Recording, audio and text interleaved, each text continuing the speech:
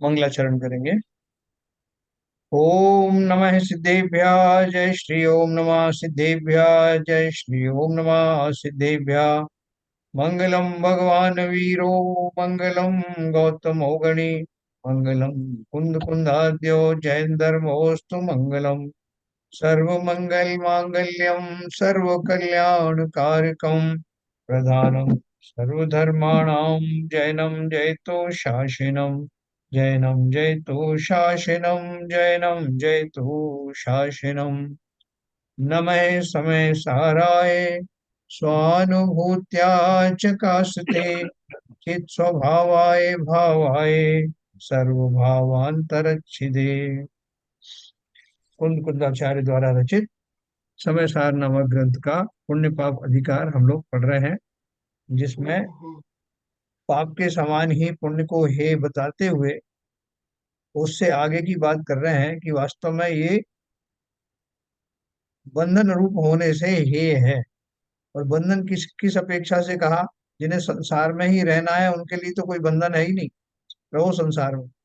लेकिन जिन्हें मुक्ति के मार्ग में जाना है, वहां कौन कौन सी बाधाएं आ सकती हैं, कौन कौन सी शक्तियां उसको रोक सकती हैं, उनका जिक्र करने में पाप और पुण्य का विशेष वर्णन किया जाता है। तो वो बहुत क्लैरिटी के साथ में हमारे मन में जो पुण्य के प्रति होने वाला जो सॉफ्ट कॉर्नर है उसको निकालना चाहते हैं। निकालना क्यों चाहते हैं? आप बोलोगे सब पड़ा रहने दो उसको, तो पुण्य ही तो है, कुछ काम ही कर रहा है, संसार में रखेगा ना। प्रॉब्लम ये है, आचार्यों को कोई तकलीफ नहीं, आपको रहना है तो आप रहो पुण्य के साथ में, लेकिन मोक्ष जाने की बात कर नहीं कर सकते। तो उनका तो फर्ज है कि सभी प्रकार के बंधनों के बारे में डिटेल करें। तो इसलिए वो बता रहे हैं आपको कि जिन्हें मुक्ति का मार्ग चाहिए, जिन्हें नहीं चाहिए वो तो कुछ भी करो, पाप करो या पुण्य करो, संसार में बने ही रहोगे। लेकिन जिन्हें संसार से निकलना है उनके लिए अवश्य ही पाप और पुण्य दोनों ही एक जैसे बंधन के कारण हैं, आश्रम के द्वार हैं। तो उसके बारे में अपन अभी जो इसकी अंतिम गाथा है उनके माध्यम से बहुत स्पष्ट समझेंगे। क्या बोल रहे हैं? गाथा नंबर हमने 157, 158, 159 कल पढ़ी थी।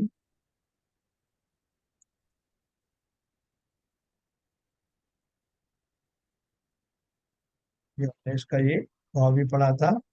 जो श्वेतपन हो नष्ट पट का मैल के संयोग से, सम्यक तो भी त्यों नष्ट हो मिथ्यात्व मल के लेप से। है ना? देखो उन्होंने सम्यक दर्शन ज्ञान चारित्र तीनों के लिए अलग अलग शब्दों का इस्तेमाल किया है। पहली लाइन तो ऐसी है, जो श्वेतपन हो नष्ट पट का, पट माने कपड़ा या पर्दा आदि वगैरह, उसका जो सफेद पना है जैसे मैल के संयोग से नष्ट हो जाता है। सम्यक तो भी त्यों नष्ट हो मिथ्यात्व मल के लेप से। अगला है, जो श्वेतपन हो नष्ट पट का मैल के संयोग से, सद्ज्ञान भी त्यों नष्ट हो अज्ञान मल के लेप से। है ना? वहां सम्यक श्रद्धा की बात थी और वहां मिथ्यात्व का मैल था, और यहाँ सद्ज्ञान नष्ट हो गया अज्ञान मल के लेप से। फिर तीसरा चारित्र का है, जो श्वेतपन हो नष्ट पट का मैल के संयोग से, चारित्र भी त्यों नष्ट होए कषाय मल के लेप से। है ना? कषाय आदि हैं, राग आदि हैं, ये सारे जो हैं चारित्र मोहिनी के भेद हैं। और उनसे इसलिए उन तीनों को अलग अलग करके बताया। मिथ्यात्व जो है मुख्य रूप से श्रद्धा के लिए इस्तेमाल किया जाता है, अगर श्रद्धा मिथ्या हो जाती है तो। ज्ञान अगर अज्ञान हो जाता, अज्ञान का अर्थ क्या है? ज्ञान का लोप होना नहीं। ज्ञान जिस रूप में उसका व्यापार चलना चाहिए, वस्तुओं को जैसा मानना चाहिए यथा योग्य नहीं मान पाता, इसलिए उसको अज्ञान कहा जाता है। और उसके मूल कारण तो वही श्रद्धा है। श्रद्धा के खोटे होने पर ज्ञान भी अज्ञान रूप होता है। और इन दोनों के बने रहने पर चारित्र भी वो कषाय आदि का के साथ में बना रहता है, इसलिए वो निश्चल चारित्र प्रकट होता नहीं। तो ये अपन ने कल इसका भाव पढ़ा था हिंदी में। अब इसका भावार्थ पढ़ते हैं। आत्मख्याति में इन गाथाओं का भाव इस प्रकार स्पष्ट किया गया है। जिस प्रकार पर भाव रूप मैल से व्याप्त होता हुआ श्वेत वस्त्र का स्वभावभूत श्वेत स्वभाव तिरोभूत हो जाता है। तिरोभूत माने ढक जाता है। उसी प्रकार मोक्ष का कारण रूप ज्ञान का सम्यक स्वभाव प्रभाव रूप मिथ्यात्व नामक कर्म रूपी मैल के द्वारा व्याप्त होने से तिरोहित भूत हो जाता है। मोक्ष का कारण रूप क्या है? ज्ञान है। जैसे हमको एक कुल्हाड़ी से किसी को पेड़ काटने हैं, तो वो कुल्हाड़ी के ऊपर ही डिपेंड करता है कि कुल्हाड़ी कितनी तीक्ष्ण है। अगर उसकी धार एकदम कुंद हो जाए तो वो कैसे पेड़ को काट पाएगी। ठीक उसी प्रकार से बोल रहे हैं कि वो जैसे वो कुल्हाड़ी पेड़ को काटने में का कारण बनती है, और उसका अगर वो जो दशा है उसकी धार आदि है वही सब कुंद हो जाए तो वो कुछ नहीं कर सकती। उसी प्रकार मोक्ष का कारण जो ज्ञान है उसका सम्यक्त स्वभाव वो कैसा हो जाता है? मिथ्यात्म नामक कर्म रूपी मैल के द्वारा व्याप्त होने से ढक जाता है ना, ज्ञान स्वभाव।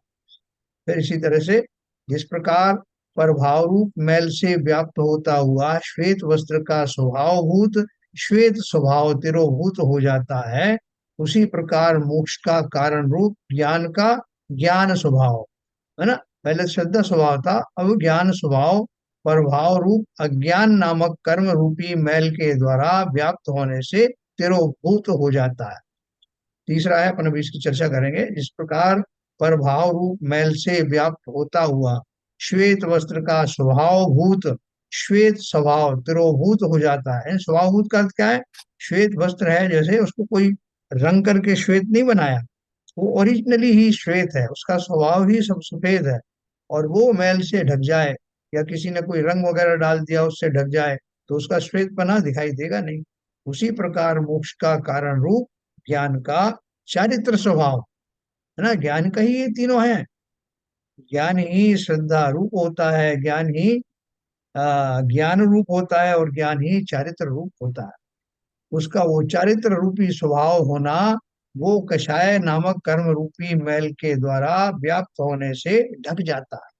इसलिए मोक्ष के कारण रूप सम्यक दर्शन ज्ञान चारित्र का तिरोधान करने वाला होने से कर्म का निषेध किया गया है ना। अपन ने कल बात करी थी कि कर्म का अर्थ यहाँ पे क्या है? कर्म मतलब चाहे पाप कर्म हो चाहे पुण्य कर्म हो, दोनों ही कर्मों को लिया गया है।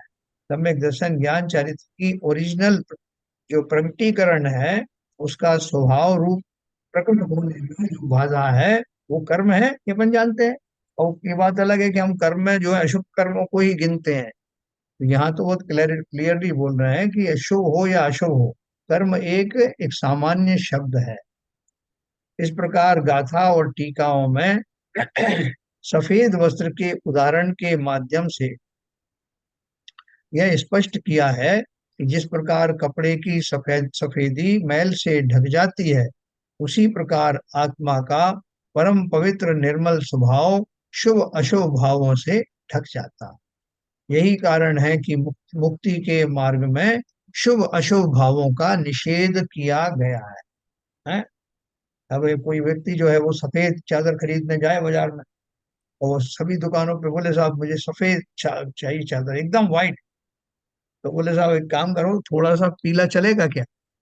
बोले नहीं, आपको बोला ना पीला नहीं चलेगा, सफेद ही चाहिए। दूसरी दुकान पे गया, उसने बोला साहब है तो सफेद लेकिन उसमें कुछ डिजाइन बनी हुई है दूसरे रंग की। बोले नहीं नहीं, डिजाइन भी नहीं चाहिए। कई दुकानों पे गया, लोग उसकी बात समझे ही नहीं। अंत में एक जगह गया, उसने जैसा चाहा था वैसे ही सफेद झकाझक उसे मिला।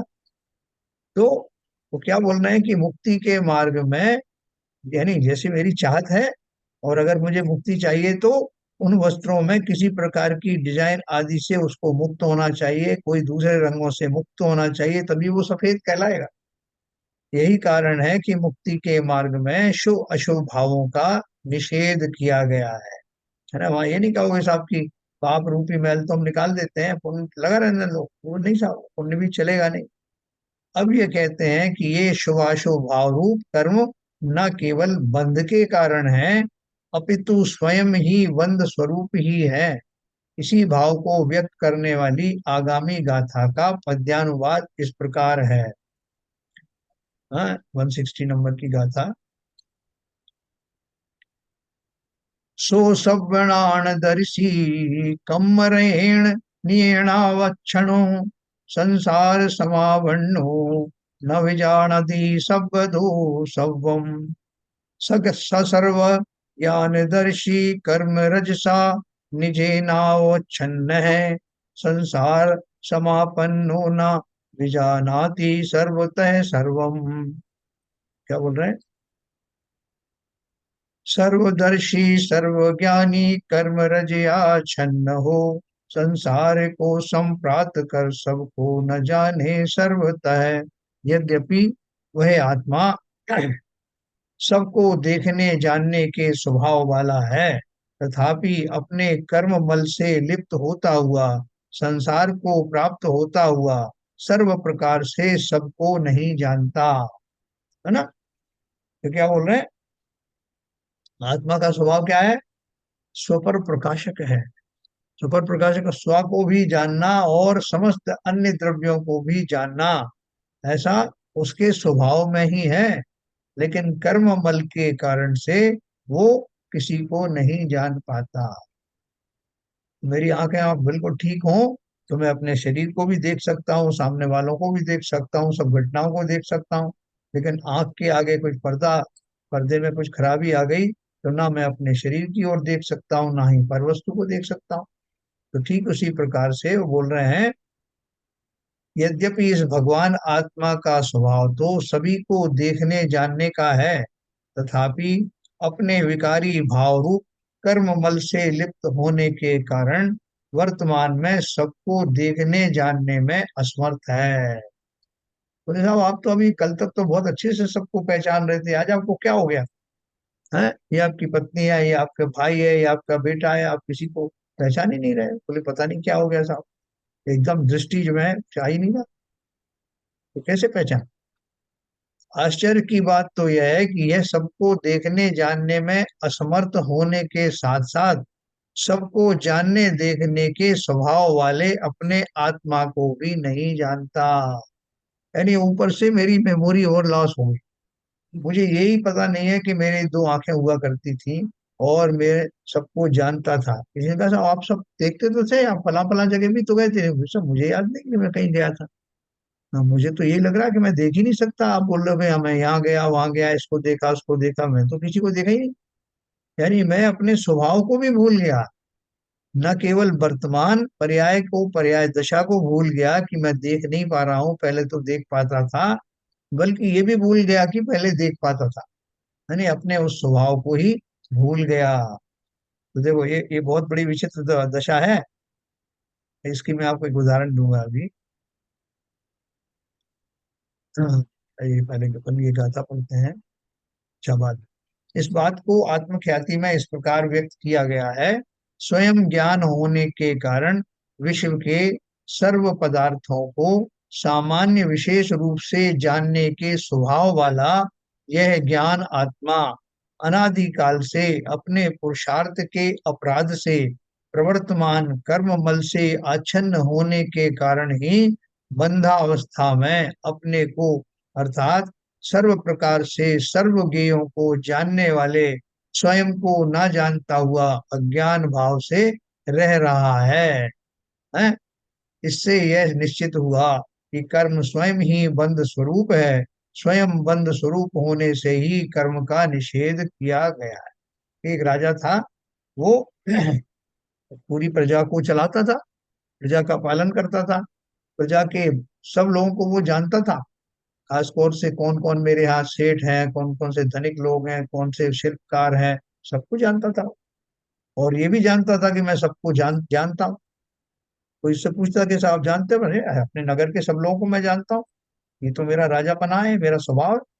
लेकिन क्या हो गया कि कुछ कारणों से उसको प्रजा के कोई वो जो विशिष्ट व्यक्ति तो दूर, सामान्य जनों को भी वो देख नहीं पा रहा, पहचान नहीं पा रहा। और जब उससे कहा गया कि आपको क्या हो गया, अभी तो आप सबको देख पा रहे थे, तो बोले नहीं मैं तो कभी देख ही नहीं पाया किसी को, कहाँ देखा मैंने। बोले साहब आप तो देखने में बहुत अच्छी आपकी दृष्टि वगैरह हुआ करती थी। बोले नहीं मुझे तो याद नहीं। यानी अपना स्वभाव भी भूल गया। हाँ। जैसे वो एक उदाहरण आता ना कि एक सिंह का शावक बच्चा जो है अपने ग्रुप से, अपनी फैमिली से भटक करके और जो शियारों की टोली में चला गया। और शियारों ने उस छोटे से बालक से, बच्चे से, शिशु से उसको पालन पोषण किया। और वो उन्हीं की अ, उन्हीं के संगत में रंग गया। जैसा वो खा रहे हैं वैसे ही वो खाने का कोशिश करता, जैसा वो रहते वैसे ही वो भी रहता, सब कुछ करता रहता वो भूल ही गया कि वो कभी सिंह था, क्योंकि उसने कभी उस स्वभाव का वेदन ही नहीं किया। ना उसकी जो उसकी, यहाँ तक कि उसकी आवाज भी वो सिंह वाली निकलती नहीं थी, है ना, आपने सुना था जो। तो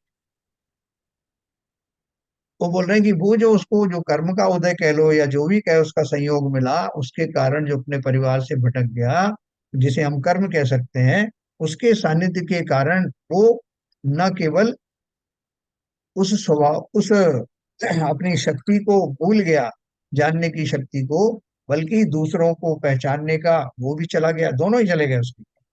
दूसरों को देखने, जानने, समझने का, उनमें भेद करने का कि मैं सिंह हूँ और ये बाकी वो है, वो भी चला गया।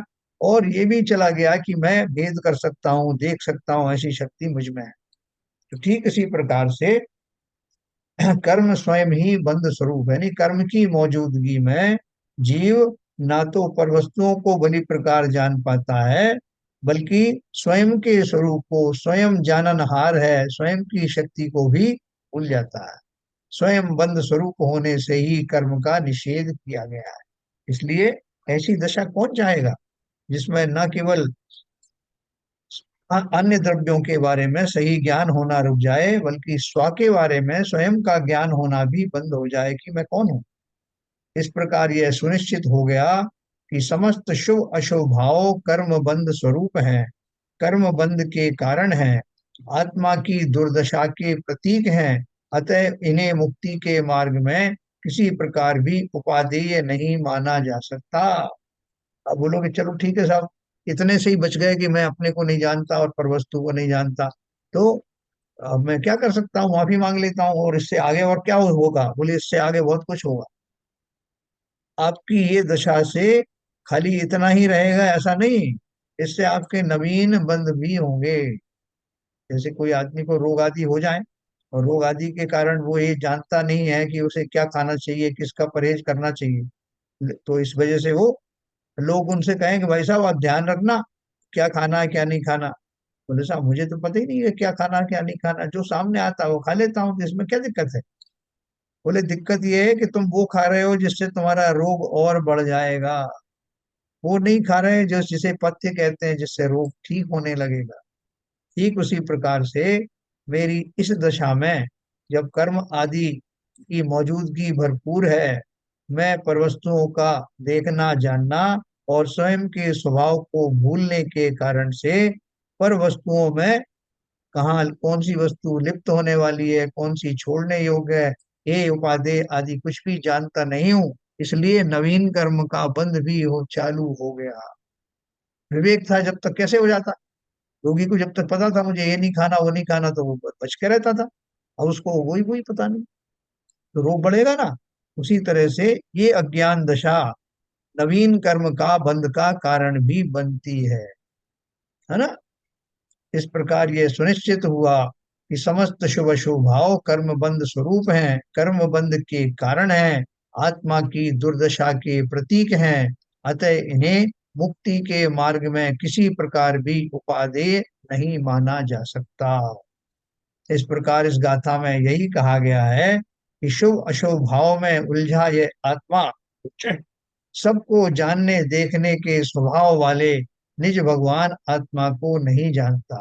इसी वजह से कर्म बल से लिप्त होता है और संसार सागर में परिभ्रमण करता है। हाँ, अभी अब आगामी गाथाओं में यह बताते हैं कि कर्म मोक्ष मार्ग के तिरोधाई हैं, मोक्ष मार्ग को रोकने वाले हैं।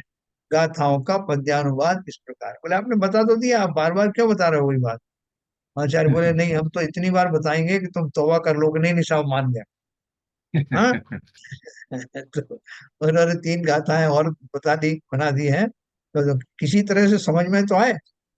हमको ऐसा कौन मिलेगा बताओ, जो जैसे हमारे गुरु होते हैं जो बच्चे को पढ़ाते हैं, तो 50 बार उसको पढ़ाते हैं, बोलो दो दूनी चार, दो तिया छह। बोले गुरु जी अभी तो बताया था आपने, और फिर से आप पढ़ने लग गए।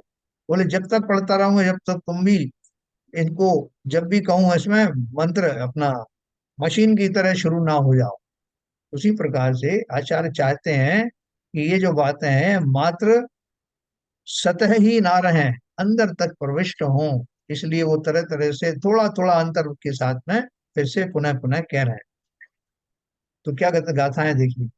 सम्मत पणिनि बद्धम विच्छित्तम जिणवरे ही परिकय्यम तत्सोदयेन जीवो इच्छादिटीति नादब्बो नाणस्य पणिनिबद्धम् अन्नाणं जिणवरे हि परिकय्यम तत्सोदयेन जीवो अन्नानि होदीनादब्बो चारित्रपणिनिबद्धं कषायं जिणवरेहि परिगृह्यं तत्सोदयेन जीवो अचरितो दीनादब्बो।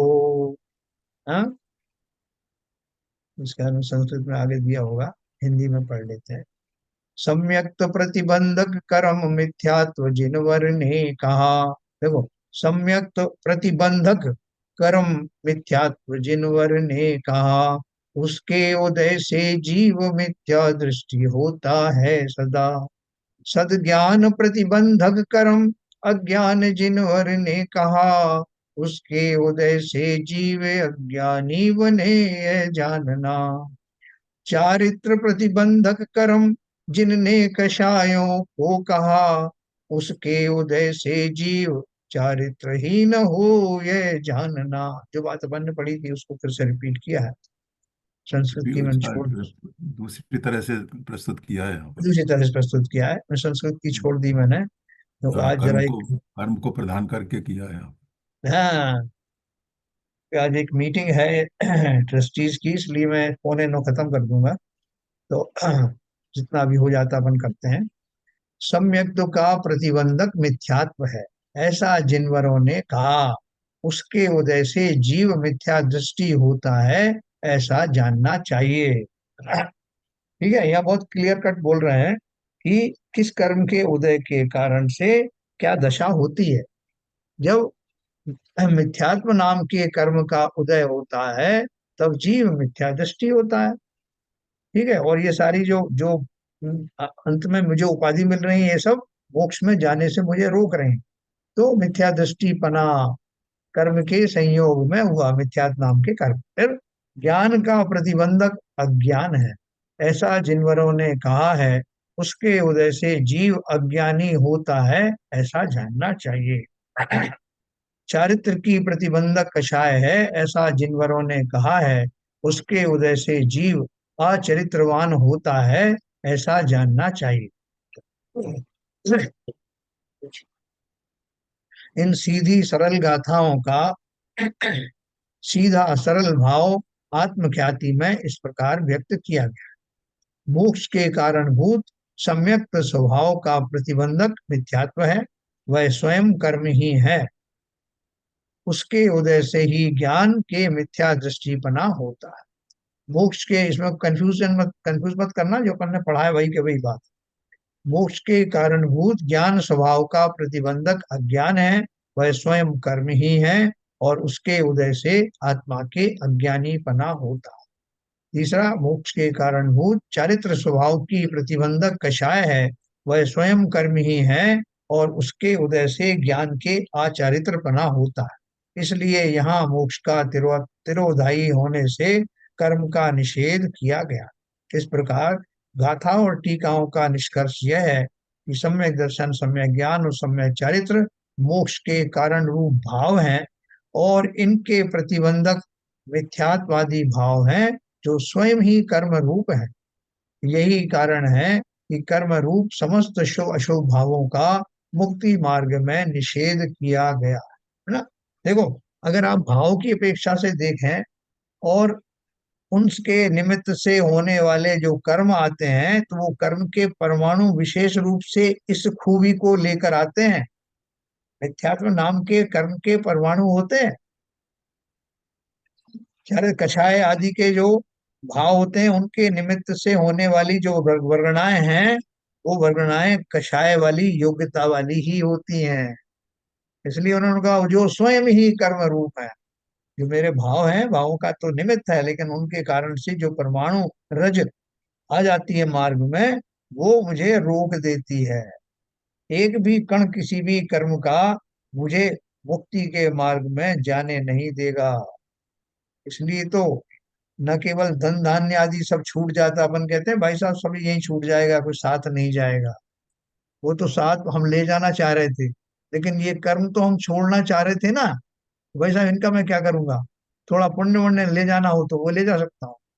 तो यहाँ आचार्य वो भेद बता रहे हैं कि जिस तरह से अशुभ कर्म और धन धान्य आदि को तुमने उनसे विरक्ति का भाव धारण कर लिया कि जाए तो चला जाए, ऐसी ही विरक्ति पुण्य भावों से भी रखना, क्योंकि मुक्ति के मार्ग में वो सारे ही मुझे रुकावट डालने वाले हैं। अधिकार के समापन के अवसर पर आचार्य अमृतचंद्र चार कलश लिखते हैं, जिनमें पहले कलश का पद्यानुवाद इस प्रकार है। संन्यस्तव्यमिदं समस्तमपि तत्कर्मेव मोक्षार्थिनां, संन्यस्ते सति तत्र का किल कथा पुण्यस्य पापस्य वा। सम्यक्तादि निज स्वभाव भवनान्न मोक्षस्य हेतुर्भवन्, नैष्कर्म्य प्रतिबद्ध प्रतिबद्धम उद्धत उद्धतरसं ज्ञानं स्वयं धावति। यावत् पाकमुपैति कर्म विरतिर्ज्ञानस्य सम्यक् न सा, कर्म ज्ञान समुच्चयोऽपि विहित शिष्टावन्न काचिच्छतिः। किन्तप किन्तुक्त त्वत्रापि समुल्ल सत्यवशतो यत्कर्म बन्धाय तन्, मोक्षाय स्थितमेकमेव परमं ज्ञानं विमुक्तं स्वतः। त्याज्य ही है जब मुमुक्षु के लिए सब कर्म ये, तब पुण्य एवं पाप की यह बात करनी किस लिए। है बोल रहे हैं, जब सब छोड़ना ही है तो आप पूछ रहे हो भाई साहब ये सोने के हार भी यही छोड़ना है क्या। हाँ भाई छोड़ना है। और ये साहब ये मोती की माला, वो बता तो दिया है छोड़ना है। नहीं नहीं आपने बताया नहीं। और ये चांदी के सिक्के, तो बोल रहे हैं कि जब सब कुछ कर्म तक ही छोड़ना है तो पुण्य पाप में अलग अलग भेद क्यों कर रहे हो। त्याज्य ही है जब मुमुक्षु के लिए सब कर्म ये, तब पुण्य एवं पाप की यह बात करनी किस लिए। निज आत्मा के लक्ष्य से जब परिणमन हो जाएगा, निष्कर्म में ही रस जगे तब ज्ञान दौड़ा आएगा। हाँ, जिस समय मैं निष्कर्म हो जाऊंगा तो ज्ञान दौड़ा आएगा, अर्थात तो ज्ञान प्रकट होगा। ज्ञान तो पहले ही प्रकट था, लेकिन वो अज्ञान दशा हट जाएगी और जो ज्ञान का वास्तविक प्रवाह है वो चला आएगा। जैसे एक जगह पे कोई एक चैनल थी, उस चैनल में एक साइड से जो है गंदा पानी आता था, एक साइड से स्वच्छ पानी आता था। लेकिन वो गंदे पानी का प्रवाह इतना तगड़ा था कि उसकी वजह से वो जो छोटा सा जो द्वार था स्वच्छ पानी का वो नहीं आ रहा था।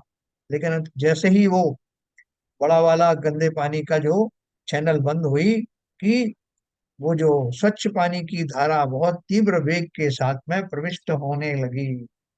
ऐसे ही उन्होंने बोला ऐसी स्थिति होने पर सम्यक्त्वादि निज स्वभाव के परिणमन से मोक्ष की कारणभूत निष्कर्म अवस्था का रसिक ज्ञान स्वयं ही दौड़ा चला आता है। वो ज्ञान की धारा फूट पड़ती है।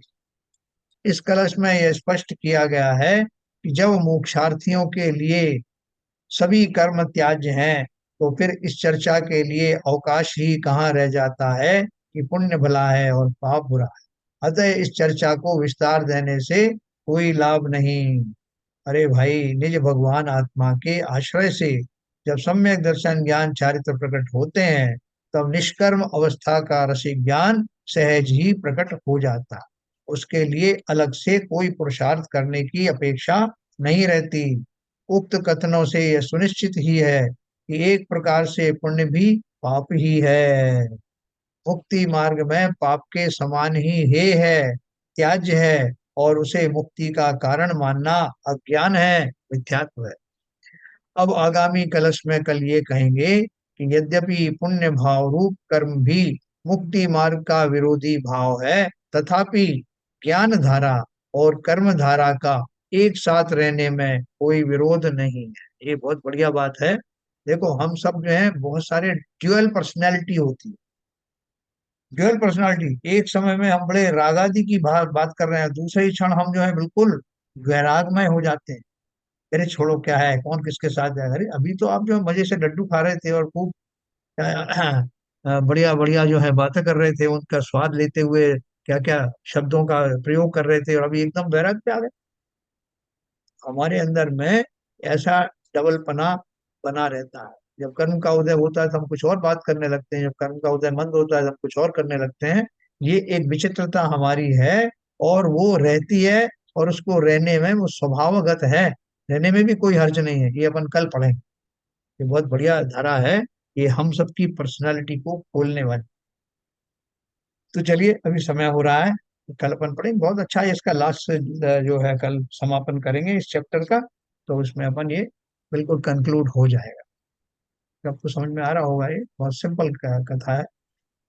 तो हाँ, गुट्टी पिला रहे हैं आचार्य जी। है, मुक्ति की घोट ओर घोट के ला रहे गुट्टी हैं। पिला रहे हैं। बिल्कुल बिल्कुल बिल्कुल। जब तक वो आप ची नहीं बोल दोगे, बोलते ची बोलो, यहाँ से आप समझ गए भाई, सब छोड़ दो अब तो। हाँ, तब तक तब तक हमें समझाते रहेंगे। चलिए, ललित जी जयवाणी स्तुति करेंगे। थोड़ी आज मीटिंग है, इसलिए जल्दी जाना।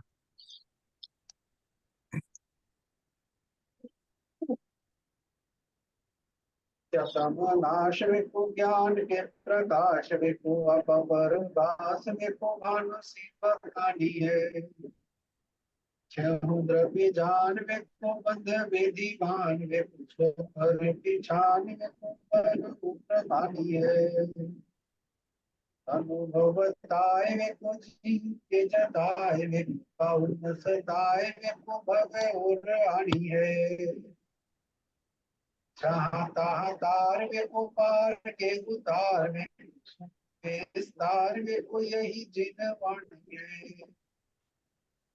है जिनवाणी भारती तो ये समुद्र में जो तेरी शरण गए सो पावे सुख से।